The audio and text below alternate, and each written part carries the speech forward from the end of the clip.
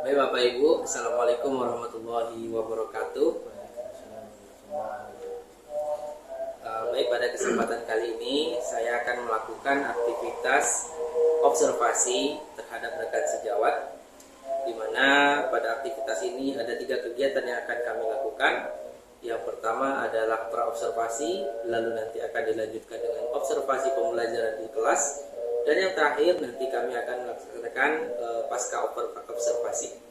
Nah, baik Bapak Ibu guru hebat, bersama saya saat ini sudah hadir rekan sejawat saya di sekolah. Ya, perkenalkan, beliau adalah Ustadz Romi Afdal SE. Beliau adalah guru ekonomi di SMA IT Sancadiki Payakumbuh, Sumatera Barat. Baik Bapak Ibu, kita langsung saja melakukan praobservasi terhadap beliau. Baik. Assalamualaikum Ustaz Romi. Baik Ustaz Romi, sebagaimana yang tadi sudah Anda sampaikan, bahwasanya kita akan melakukan observasi ya saja. Jadi nanti Anda akan melakukan observasi terhadap proses pembelajaran yang bisa lakukan di kelas. Namun untuk itu ada tahapan-tahapan yang harus kita lakukan. Nah, pada saat ini tahapan yang pertama akan kita lakukan adalah proses melakukan pra-observasi. Jadi sebelum kita observasi, kita nanti baru kita masuk ke kelas untuk observasi, melihat bagaimana proses pembelajarannya. Kemudian setelah itu nanti baru kita akan melaksanakan pasca observasi. Baik, Romi, kita langsung saja ya. Pada kegiatan pembelajaran Ustadz Romi yang akan lakukan nanti, apa tujuan pembelajaran untuk yang akan Romi laksanakan? Untuk materi yang akan kami sampaikan nanti, tujuan pembelajaran itu adalah peserta didik mampu mengetahui harga keseimbangan dari fungsi permintaan dan penawaran. Jadi dengan tujuan ini seperti saya ini mampu untuk menghitung bagaimana harga keseimbangan, bagaimana jumlah permintaan dan penawaran, sehingga peserta didik mampu menentukan harga keseimbangan. Mengetahui harga keseimbangan dan penawaran, begitu ya? Dari fungsi permintaan dan penawaran. Dari fungsi permintaan dan penawaran.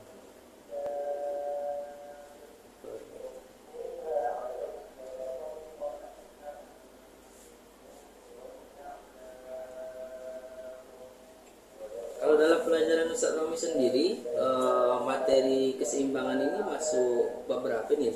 Ini bab 3. Bab 3 gitu ya. Jadi tujuan pembelajaran yang ingin Ustadz Romi capai dalam pembelajaran Ustadz Romi, bisa saya tangkap bahwasanya Ustadz Romi berharap atau menginginkan tujuan akhirnya nanti peserta didik dapat mengetahui harga keseimbangan dari fungsi permintaan dan penawaran, begitu ya. Baik. Lalu dari materi ini Ustadz Romi, kira-kira area pengembangan yang akan Ustadz Romi capai, mungkin peserta didik peserta didik itu harapan Ustadz Romi, harapan area yang mencapai mereka itu apa dari materi ini? Oke. Untuk area pencapaian dari peserta didik ini, seperti yang dipakai di awal terkait dengan tujuan, bahwasanya peserta itu mampu untuk menentukan harga keseimbangan. Jadi boleh dikatakan peserta area itu adalah, karena dalam fungsi ini kita bicara masalah hitung-hitungan. Jadi kami berharap peserta didik mampu menghitung terkait dengan fungsi permintaan dan penawaran ini, karena boleh dikatakan dari semua materi ekonomi di semester di kelas 10 ini, ini adalah salah satu yang hitung-hitungan. Jadi saya berharap peserta didik mampu berhitung dengan cepat dan menghasilkan hitungan yang tepat dan akurat. Baik, kalau dari tangkapan yang saya rangkum dari apa yang Ustadz Romi sampaikan, artinya pada materi ini Ustadz Romi berharap capai yang Ustadz ingin kembangkan itu adalah cara mereka bisa menghitung fungsi-fungsi hitungan dalam ekonomi, begitu ya Ustadz Romi ya. Oke. Kalau di bab yang lain atau materi yang lain, apakah materi hitung-hitungannya sama seperti materi yang akan ajarkan sekarang, atau sedikit lebih kurang daripada yang sekarang? Yang tadi disampaikan tadi ya terkait dengan materi hitungan, inilah bab yang ada hitung-hitungannya di kelas 10. Jadi sebelum itu kita teori saja. Jadi yang bab 3 ini, permintaan penawaran dan harga pasar, ini adalah materi yang berhubungan dengan perhitungan. Di satu-satunya materi yang baik, Romi. Oke, kita lanjut ke pertanyaan berikutnya saya. Nah, sekarang kita masuk ke strategi yang akan Ustaz Romi persiapkan untuk melakukan proses pembelajaran nanti. Strategi apa yang Ustaz Romi siapkan? Terkait dengan yang tadi sampaikan di awal tadi, bahwasanya ini materi hitung-hitungan, jadi kita lebih memfokuskan kepada anak-anak. Jadi kita akan diskusi nanti terkait dengan tanya jawab juga, dan juga kita kasihkan soal dan kita jawab bersama dulu, nanti kita kasih latihan supaya anak-anak lebih mahir lagi dalam menjawab soal ini. Seperti itu. Baik Ustaz Romi, berarti model pembelajarannya apa ya? Diskusi ya, diskusi, demonstrasi, diskusi, tanya jawab seperti itu ya Ustaz Romi ya.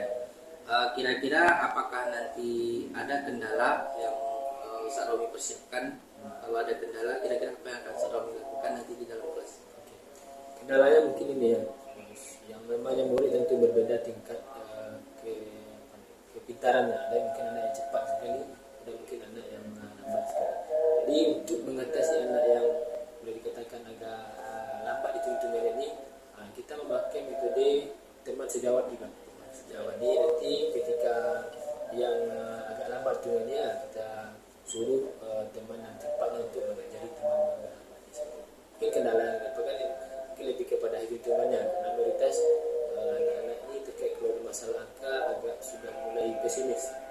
Jadi nanti kita alihkan anak yang cepat hitung-hitungan ini untuk mengajari temannya yang agak lambat hitungan.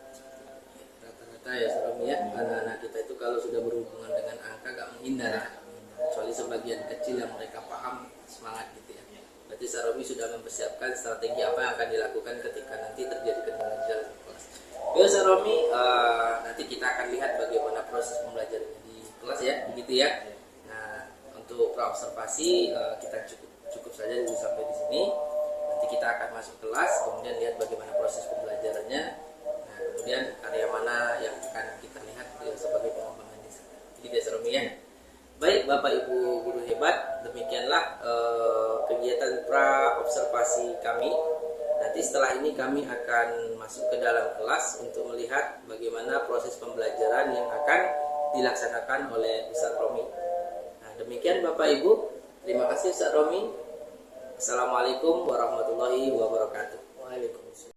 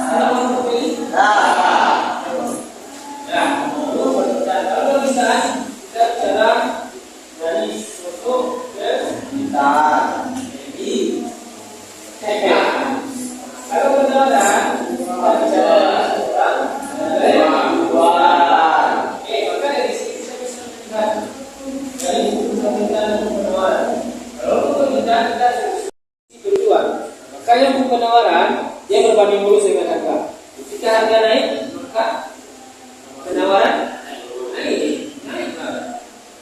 jualannya itu jualan buku.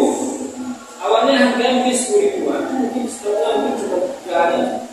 Ternyata naik harganya besok 15 ribu. Apakah itu cuma stok kita? Sama itu orang?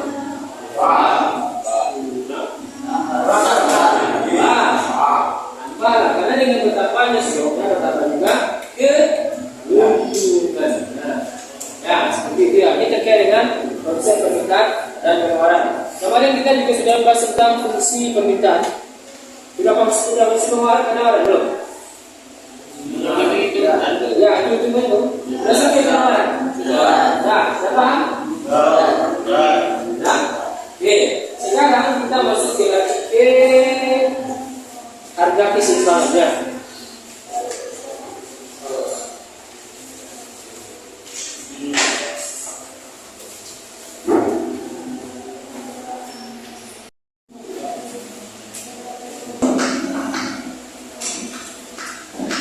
Ya.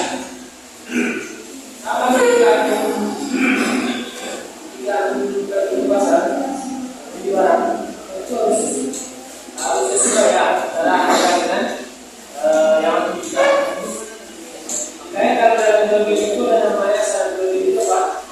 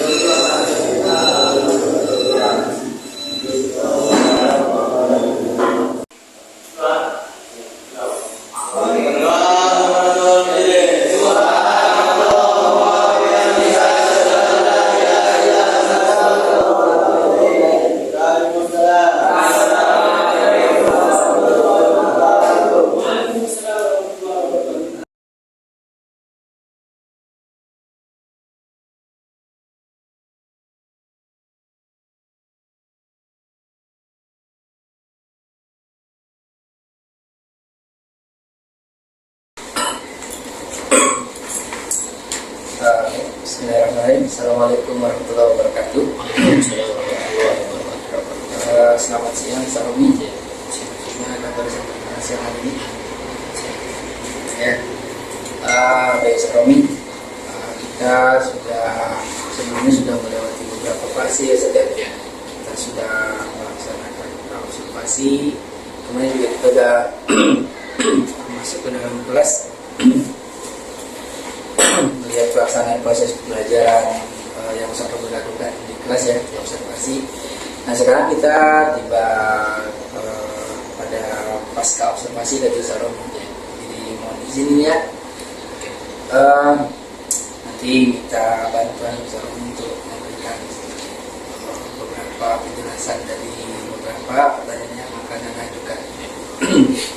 Baik Saromi, kita langsung saja masuk ke pasca observasi ya saya. Dari proses pembelajaran yang Saromi lakukan kemarin ya, ketika kita di dalam kelas, kira-kira bagaimana perasaan Saromi saat itu? Oke, perasaannya untuk di kelas 10.3 ya, kebetulan di kelas 10.3 ini anaknya aktif, jadi boleh dikatakan ketika masuk kelas itu senang, seperti itu. Jadi saya cuma khawatir juga karena apa? Karena materi atau bab yang kami pelajari pada hari itu ada tentang hitung-hitungan. Mayoritas biasanya siswa ketika bicara masalah hitung-hitungan cuma seberapa persen yang tertarik dengan hitung-hitungan itu. Kalau lebih seperti itu, ada rasa sukanya, ada juga rasa khawatirnya seperti itu. Ya, Saromi masuk ke dalam kelas itu karena kelasnya tidak, tapi mungkin secara siswanya barangkali ya, karena kita secara umum udah sepertinya memang kalau siswa itu asal udah ketemu hitung-hitungan seperti itu ya. Ada siswa yang suka, ada yang siswanya agak khawatir kalau hitung-hitungan. Tapi mayoritas nampaknya kurang suka. Ya, betul. Menurut Saromi, dalam proses pembelajaran yang Saromi lakukan di kelas kemarin, apa yang Ustaz rasakan itu menjadi sebuah kelebihan atau menjadi sebuah kekurangan? Oke, kalau untuk kelebihan sendiri, ya, seperti yang disampaikan di awal tadi, anak-anaknya aktif lah, walaupun mungkin agak susah dalam dulu aktif bertanya dan cepat kepada gurunya seperti itu. Itu kelebihan dari anak aktif. Sementara kekurangannya adalah kemarin anak merasa kurangnya di medianya mungkin ya, karena kemarin itu cuma soal dikasih tanpa ada mungkin bisa ada kuis nanti di akhirnya seperti itu. Mungkin itu kekurangannya rasakan ketika pembelajaran kemarin. Memang kekurangan Ustaz saya rasakan pada media. Ya, media sama mungkin karena itu adalah jam-jam apa ya, siap zuhur kan, jam awal itu perlu nampaknya satu itu lah, mungkin itu kekurangan. Kalau dari segi waktunya sendiri, sudah Ustaz laksanakan dari kemarin, apakah itu cukup atau kurang Ustaz? Nah, sebenarnya kalau kita bicara hitung-hitungan 60 menit waktunya singkat sekali. Mungkin satu soal kasih pembahasan satu, nanti kasih soal lagi, mungkin paling 2 soal. Itu pun tidak semuanya ada masuk. Jadi waktu yang 60 menit itu rasa kurang seperti itu. ketika materinya itu ada. Artinya Saromi sudah berusaha melakukan secara maksimal dari waktu yang ada, gitu ya. Tapi tetap merasa ada kekurangan di sana. Baik.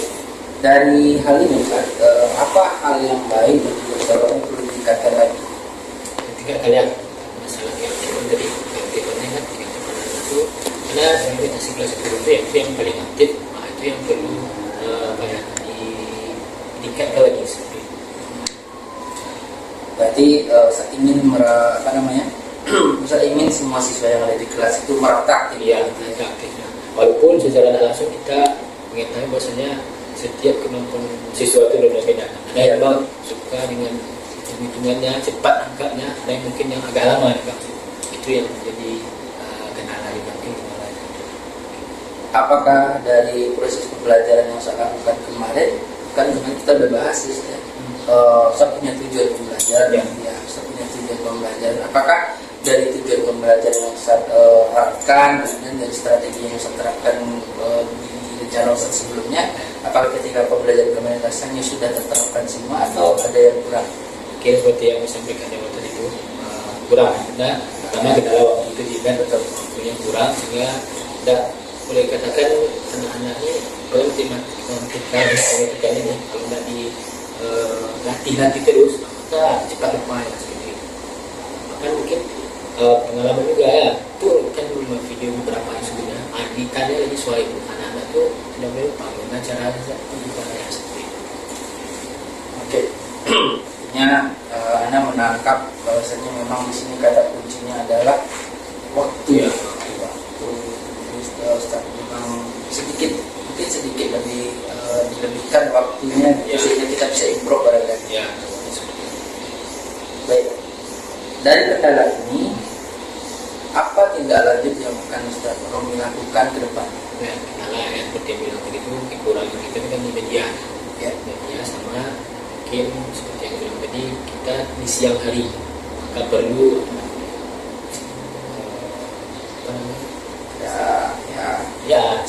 speaking lah seperti itu untuk menarik anak-anak. Kita merasa anak-anak generasi sekarang ini berbeda sekali dengan generasi kenapa ya teman, anak-anak sekarang ini kalau dia begitu kita langsung ke materinya yang anak prioritas tidak tertarik seperti itu.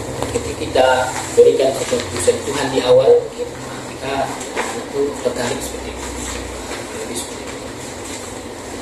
Kalau kita lihat pembelajaran kita berada di jam-jam berawal, kita perlu ada harus aktivitas motorik ya, apalagi hitung-hitungan ya.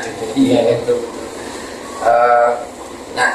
Selanjutnya Saromi, apa ada rencana Ustaz melakukan pengembangan diri dalam waktu dekat ini? Kalau seandainya ada, apa rencananya Ustaz ingin melaksanakannya? Kemudian siapa-siapa saja yang mungkin bisa dilibatkan dalam proses rencana Ustaz dalam mengembangkan diri? Terkait dengan rencana pengembangan itu kita sebagai guru tentu apalagi sekarang kurikulum merdeka kan seperti itu banyak yang hal yang baru ya kita jadi memang secara pribadi ingin ikuti beberapa bidang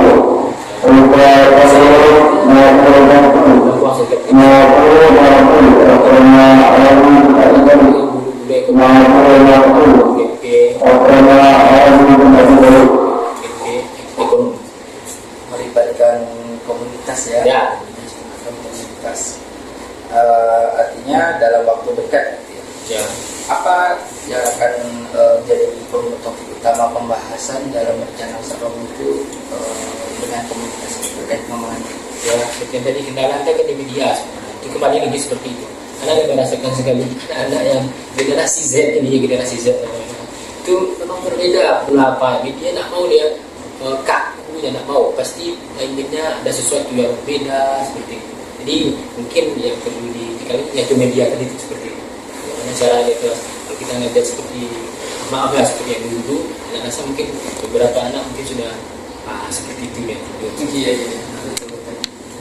Artinya memang memang kita hampir semua ya, kita termasuk bahkan saya di Saromi kalau belajar tanpa media itu memang berbeda dengan kita dulu ya. Kalau kita dulu memang belajar minggu ya, kemudian kita guru langsung memberikan atau kita dalam proses diskusi gitu.